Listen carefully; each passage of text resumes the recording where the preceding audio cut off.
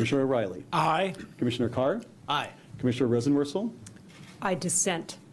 The chair votes aye. The item is adopted with editorial privileges granted as requested. In a 3-2 vote that followed party lines, the U.S. Federal Communications Commission voted to repeal what's known as net neutrality rules.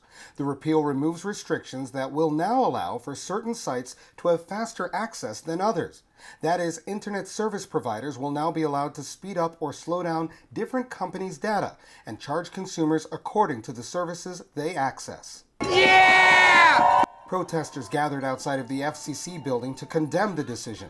They say the move will make the internet less open and accessible. What the FCC is doing today is taking away the free and open internet as we know it and clearing the way for powerful phone and cable companies to block the internet, slow down your connection, discriminate against content they don't like.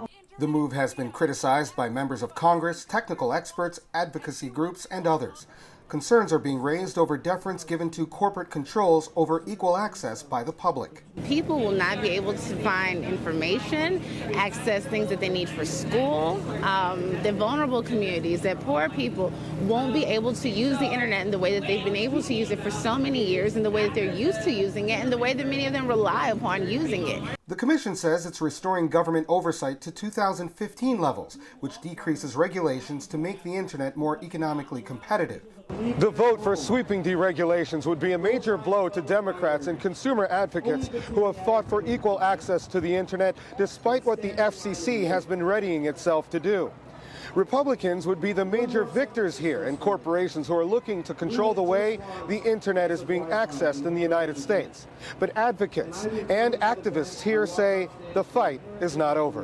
Activists are planning net neutrality movements into the new year. The fight doesn't stop today. It definitely continues. It continues in the courts, it continues in Congress, and it continues in the streets. I'm excited to see this many people out here today, and I'm looking forward to seeing people out in the streets, into the new year around this issue of net neutrality.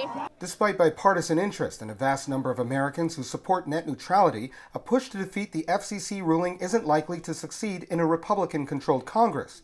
The state of New York has already announced plans to sue the Trump administration to stop the repeal. Colin Campbell, Washington.